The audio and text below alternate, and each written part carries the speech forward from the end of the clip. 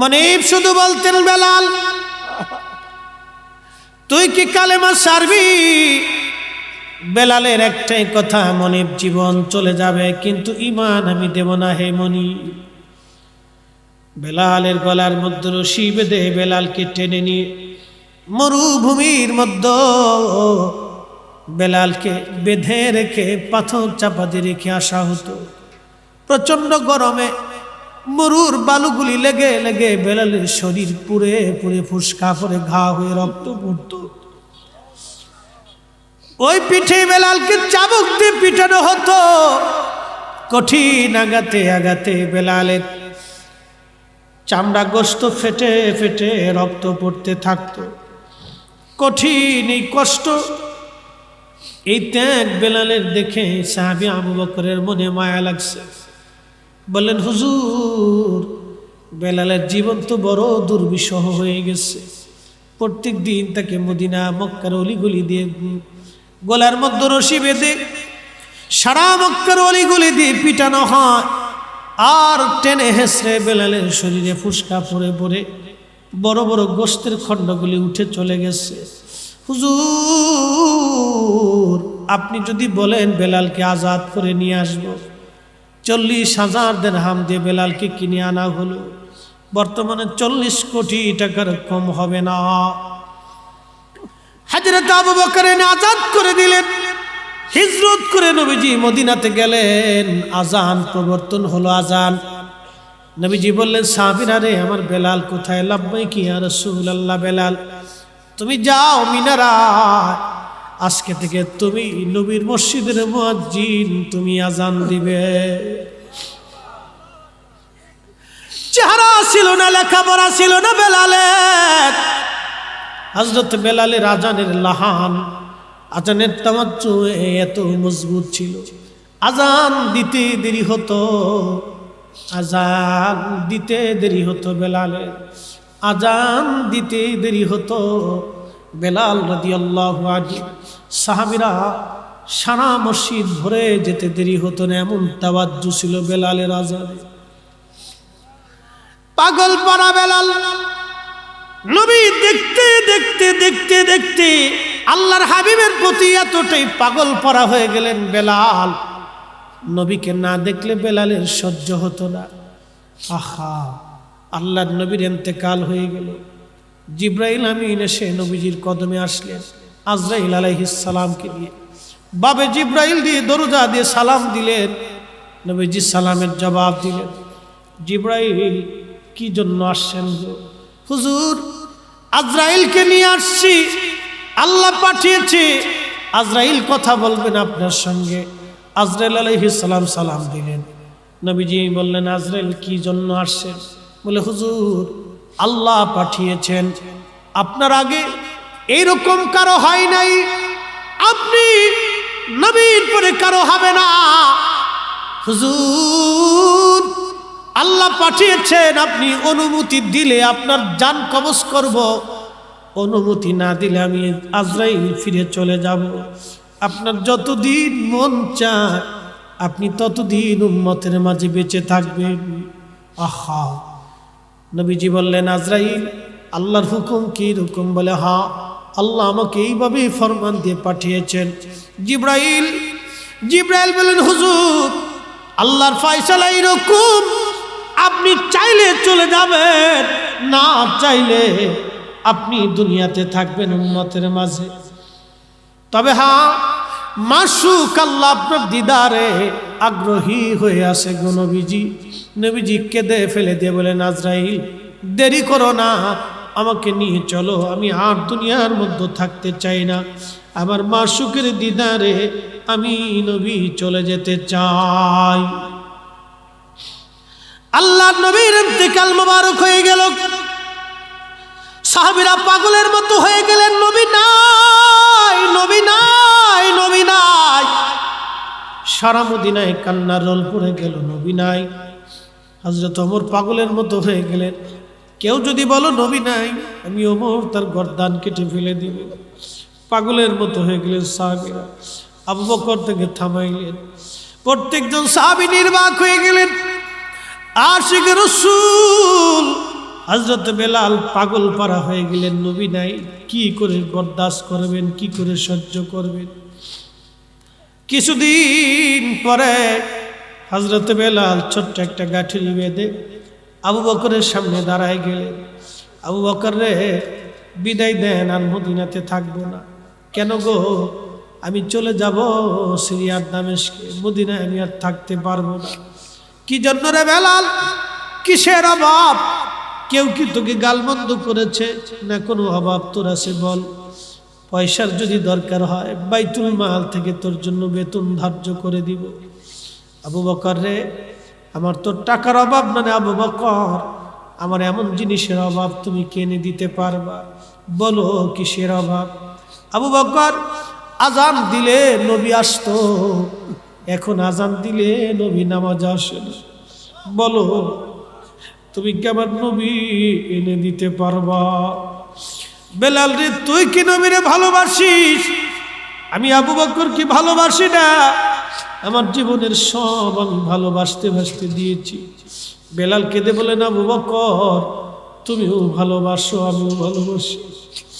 তুমি নবীজি রওজা শরীফ দেখলে সহ্য করতে পারো,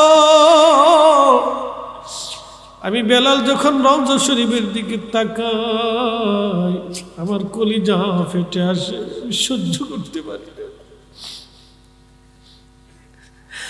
মদিনার রওজা মুবারকের পাশে দাঁড়ায় দেখবেন কত হাজি রওজা শরীফ দেখলে শুধু সালাম দিয়ে চলে যায়, কোনো অনুভূতি নাই। আবার কত হাজি পাগলের মতো কাঁদতে থাকে। কোন হাজি মদিনার থেকে ফেরার সময় পাগলের মতো কাঁদে, কাঁদে পাগলের মতো, আর বলে, হুজুর আমি গরিব মানুষ, কোনোদিন আর মদিনা আসতে পারবো কিনা জানি না গো নবী, বিদায় নিচ্ছি আপনার কদম থেকে। কোন হাজি কেঁদে কেঁদে পেরেশান হয়ে যায়, কোন হাজিরা কেঁদে কেঁদে পেরেশান হয়ে যায়। রওজা শরীফ দেখলে কোন হাজি চোখের পানি ফেলে ফেলে কাঁদে, পাগল পারা হয়ে যায় হাজি, পাগল পারা হয়ে যায় হাজি, পাগল পারা হয় হাজি, পাগল পারা হয় নবী বিরহ বেদনা সহ্য করতে না পেরে। হে রাসূল, তো হযরত বেলাল সিরিয়ার দামেস্কে চলে গেলেন। বহুদিন পরে নবীজি স্বপ্ন দেখাইলেন, ও বেলাল কেমন জুলুম শুরু করছো, কতদিন হলো তুমি আমার জিয়ারতে আসো না? বেলাল আমি নবীর জিয়ারতে আইরে বেলাল। একজন সাহাবী নবীকে কি পরিমাণ ভালোবাসা দিলে, মদিনার নবী সিরিয়ার দামেস্কে যা ডাক দিছে, বেলাল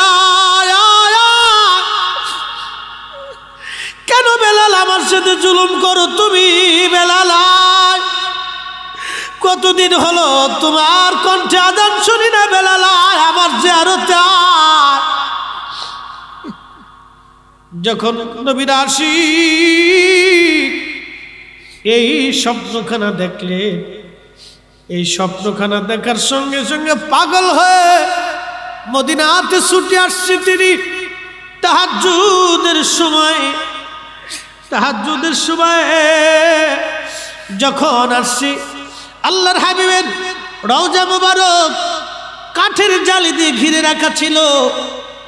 ওই রওজা মুবারকের পাশে বসে বসে বেলাল কান্দে আর বলে, হুজুর আসতে বলেছিলেন, আমি আসছি, কিন্তু আজান দিতে বলছেন নবী গো, আজান দিলে কি আপনি আসবেন? নতুন মুয়াজ্জিন আসছে, নতুন মুয়াজ্জিন এসে দেখে নবীর মুয়াজ্জিন বসে বসে কাঁদে, ডাক দেয় বলে, সাহাবীরা রে আসো, নবীর মুয়াজ্জিন ফিরে আসছি, তাড়াতাড়ি আসো, তাড়াতাড়ি আসো, নবীর মুয়াজ্জিন ফিরে আসছি।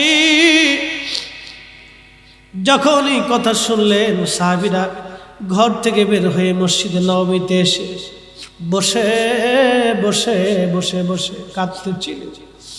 সাহাবীরা বললেন, বেলাল তুমি আজান দাও, কতদিন হলো তুমি আমাদেরকে আজান শোনাও না রে বেলাল। বেলাল বললেন, দেখো আমি আজান দিলে কি নবী আসবে বলো? সালমান ফার্সি রাদিয়াল্লাহু আনহু বলেন, দেখো রে বেলাল আমরার কথায় আজান দিবে না, যে দেখো হাসান আর হুসাইন আসেনি। হাসান হুসাইন বললে বেলাল আজান দিবে। তখন ইমাম হাসান হুসাইন তখনও ছোট ছিলেন তিনারা। দৌড়ায় গেলেন সাহাবীরা, দৌড়ায় যায় দেখলেন ইমাম হাসান হুসেনকে নিয়ে আসছে। আনার পরে ইমাম হাসানকে দেখতে নবীজির মতো দেখা যাইতো। দুইজন নানার চেহারা পাইছিলেন। ইমাম হুসাইনকে দেখে, হাসানকে দেখে বেলাল রওজা শরীফ থেকে উঠে ইমাম হাসানের বুকের মধ্যে মাথা টেকে কাঁদতেছিল। ইমাম হুসাইনের বুকের মধ্যে মাথা টেকে কান্দে, নবীর আশিক।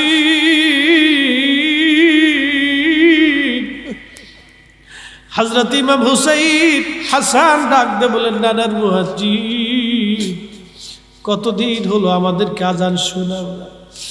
যেই লাহান দিয়ে নবীরে আজান শোনাইতা, নানারে আজান শোনাইতা, সেই লাহান দিয়ে আমরাও আজান শুনে যাও। নবীর মুয়াজ্জিন চলে গেলেন মিনারায়। যেই ছাদের উপরে দাঁড়ায় বেলাল আজান দিতে, বনু নাজ্জার গোত্রের এক মহিলার ছাদ ছিল মসজিদ নবীর পাশে। ওই ছাদের উপরে দাঁড়ায় বেলাল আজান দিতে, ওই ছাদের উপরে দাঁড়ায় বেলাল আজান দিছে, আল্লাহু আকবার, আল্লাহু আকবার। সারা মদিনায় আজানের আওয়াজ পৌঁছে গেল। মদিনার ঘর থেকে সাহাবীরা বের হয়ে দৌড় মারছে রে। আল্লাহু আকবার, আল্লাহু আকবার বলে যখন আবার আজান দিছে, সারা মদিনার ঘর থেকে বৃদ্ধ সাহাবীরাও পর্যন্ত বের হয়ে দৌড় মারছে। যখন আশহাদু আল্লা ইলাহা ইল্লাল্লাহ বলে টান দিছে, মহিলারা ছোট্ট বাচ্চাদেরকে নিয়ে ঘর থেকে বের হয়ে দৌড় মারছে। যখন বেলাল আশহাদু আল্লা ইলাহা ইল্লাল্লাহ বলছে, সারা মদিনার মানুষ কাঁদতেছে। কেঁদে কেঁদে মদিনার মানুষ হয়রান হয়ে যাচ্ছে। যখন বেলাল আবার আজান দিলেন, আশহাদু আন্না মুহাম্মাদুর রাসূলুল্লাহ,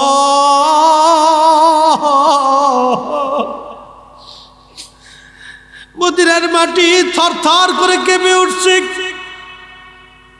হযরত বেলাল ছাদের উপর থেকে অজ্ঞান হয়ে পড়ে গেছেন। বেহুশ, নবী প্রেমে পাগল সাহাবী আশিক রাসূল হযরত বেলাল বেহুশ হয়ে পড়ে গেলেন। বেলালের মতো আশিক যদি আমরা হইতাম, এ দুনিয়ায় নবীর দেখা পাইতাম, এ দুনিয়ায় নবীর দেখা পাইতাম, এ দুনিয়ায় নবীর দেখা পাইতাম।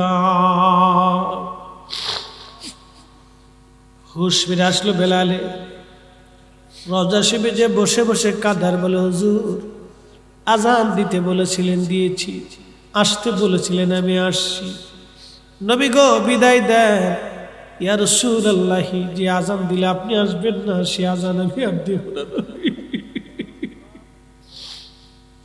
চলে গেলেন নবীর আশিক।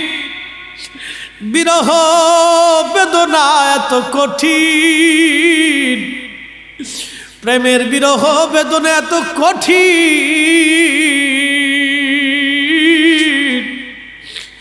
নবী প্রেমের বিরহ বেদনা এত কঠিন।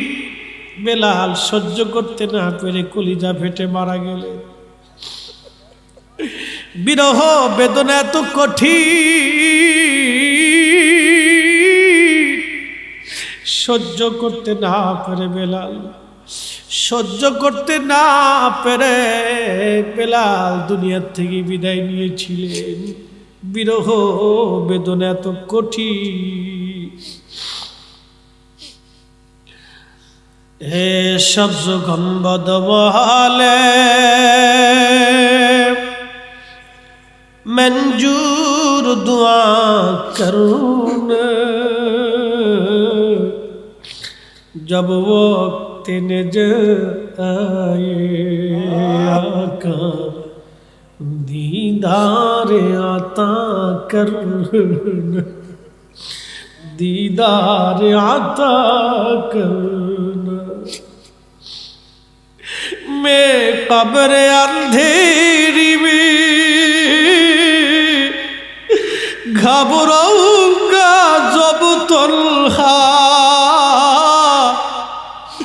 इमदाद मेरी करने आजाना रसूल अल्लाह, इमदाद मेरी करने आजाना रसूल अल्लाह। रोशन मेरी तुर्बत को लिल्लाह जरा करना, जब वक्त नज़र आए आका दीदार आता करना, दीदार आता करना, दीदार आता करना।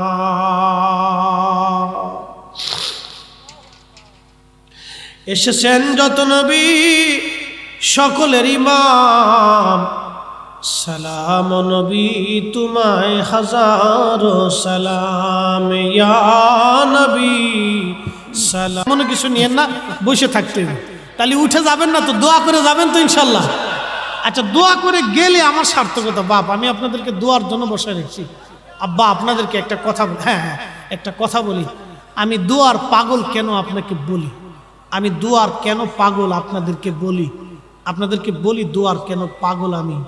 খুব মনোযোগ দিয়ে আমার জীবনে, হ্যাঁ বলবো, আমার জীবনে এমন দিন গেছে, আমি মাদ্রাসাতে 2 বেলা খাওয়ার, মাদ্রাসায় 2 বেলা ফ্রি খাওয়াইতে, আমি 2 বেলা খাইতাম, 1 বেলা খাওয়ার পয়সা আমার কাছে ছিল না। আমার এমন দিন গেছে, এখন আমার অনেক টাকা, আমার এই হাতের ঘড়িটার দাম 80,000 টাকা, অনেক টাকা, অনেক টাকা, অনেক টাকা। নিজের গাড়ি আছে, নিজের ঢাকাতে বহুত হয়েছে, অনেক টাকা। আল্লাহ আমাকে ইচ্ছা, আজকে আমাকে ডাক্তার সাহেব আগে দিয়ে দিছে, অনেক টাকা দিছে, অনেক টাকা দিছে, আমি খুশি হয়ে গেছি, না চাইতেই ডাক্তার সাহেব আমাকে দিয়ে দিছে, অনেক টাকা দিছে, আলহামদুলিল্লাহ অনেক টাকা দিয়ে দিছে, অনেক দিছে। একদিন আমার 1 বেলা খাওয়ার পয়সা ছিল না, আল্লাহর কসম করে বলি, কোরআন সাক্ষী, আমি না খাইতে খাইতে 1 বেলা না খেয়ে থাকতে থাকতে আমার পেটে পীড়া হয়ে গেছিল। এই কোরআন সাক্ষী, আমার এই দিন গেছে। কিন্তু আমার এখন, এই জন্য আমি জীবনে কোনোদিন কোনো ভিক্ষুককে আমি আমার দরজা থেকে মাহরুম করি না, কোনোদিনও না। ক্ষুধা কি জিনিস সেটা আমি জানি, এটা অনেক কষ্ট। এই জন্য কেউ যদি খাবারের বিরোধিতা করে, ওয়াজ করে, আমি মন চাই জুতা দিয়ে পিটাই, আমাকে তাকে জুতা দিয়ে পিটাইতে মন চায়। এর বিরোধিতা করে কেউ যদি ওয়াজ করে বেদাতের ফতোয়া, আমার মন চাই জুতা দিয়ে পিটাই।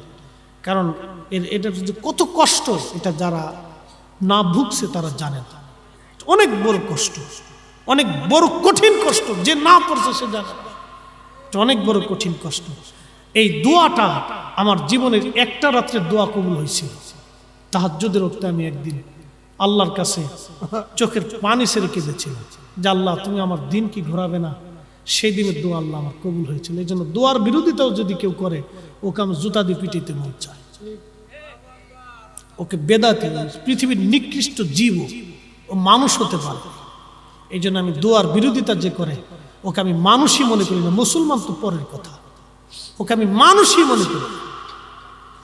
রব্বে করিমের দরবারে কেউ যদি হাত তুলে হাত ফেরত আসে না, বাপ, চাওয়ার মতো চাইতে হবে। কথা বলেন ঠিক কিনা? আল্লাহ তার রসুলের সাথে আমাদের প্রেম করতে হবে, আল্লাহ তার রসুলের সাথে আমাদেরকে প্রেম করতে হবে, চাওয়ার মতো চাইতে হবে, চাওয়ার মতো চাইতে হবে। মোহতারাম উপস্থিতি, খুব মনোযোগ দিয়ে সাহাবায়ে কেরাম রাসূল করিমের দপ্তরে জীবনের একটা বিরাট অংশ কাটিয়েছেন খেয়ে না খেয়ে। সাহাবীদের জীবন এরকম ক্ষুধার্তর জীবন ছিল। আপনারা শুনতে চেয়েছেন, একটু 10টা মিনিট আপনার দিলটাকে নরম করে দিয়ে, নড়াচড়া না করে একটু বসে আমার দুটি কথা শুনতে হবে। আল্লাহ রসুলের দরবারে অনেক সাহাবী ছিল। আহলে সুফফার সাহাবীদের ভিতরে হযরত আবু হুরায়রা একজন ছিল, খাব্বাব রাদিয়াল্লাহু আনহু, সুমাইয়া রাদিয়াল্লাহু আনহা, ইয়াসির রাদিয়াল্লাহু আনহু, বেলাল রাদিয়াল্লাহু আনহু। বেলালের জীবনী শুনে পৃথিবীর কোটি কোটি আশিক রাসূলের হৃদয়ে রক্তক্ষরণ হয়েছে। সেদিন এক মাদ্রাসার মুহতামিম সাহেব হুজুর আমাকে জড়িয়ে ধরে বললেন, হুজুর বিশ্বাস করেন আমি জানি আপনি সুন্নি, আমি কওমি, কিন্তু মদিনাতে বসে আপনার এই ওয়াজ যেদিন শুনেছিলাম আমি অঝোর দ্বারা কেঁদে পেরেশান হয়েছিলাম। আমি তখনই বুঝেছি আমার ওয়াজের কিছুটা হলো সার্থকতা আছে। কোটি মানুষের হৃদয়ে রক্তক্ষরণ, চোখের পানি ওয়াজের মাধ্যমে হচ্ছে। এই ওয়াজটা যেদিন করেছিলাম প্রথমে, সেই দিন একজন মানুষ কেঁদে কেঁদে এই মজলিসেই মারা গিয়েছিল। মোহতারাম, আমি জানি এটা কবুলের সাহাবীর জীবনের অনেক বড় ত্যাগের জিনিস। এটা আমি বলতেছি বেলাল রাদিয়াল্লাহু আনহু কতটা ইসলামের জন্য কষ্ট করেছিলেন। আজ আপনারা আমাকে দাওয়াত করেছেন, মাঝে মধ্যে নিজেকে আফসোসের মধ্যে ফেলায়। ডাক্তার সাহেব আমাকে দাওয়াত করে অনেক টাকা দিচ্ছেন, গাড়িতে আসছি, গাড়িতে আবার চলে যাব, কিন্তু সেই দিন দিন কবুলের জন্য সাহাবায়ে কেরামের পিঠের চামড়া উঠিয়ে ফেলে দেওয়া হয়েছিল। বেলাল ছিলেন একজন কৃতদাস, কালেমা পড়ার কারণে তাকে তার মনিব এমনভাবেই মারতেন, গলার মধ্যে রশি বেঁধে মারতে মারতে মারতে মারতে বেহুশ করে ফেলতেন। বেলালের হুশ চলে যেত, আবার হুশ ফিরে আসতো, শুধু একটা শব্দ করতেন, আহাদ আহাদ আহাদ, আল্লাহ এক আল্লাহ এক।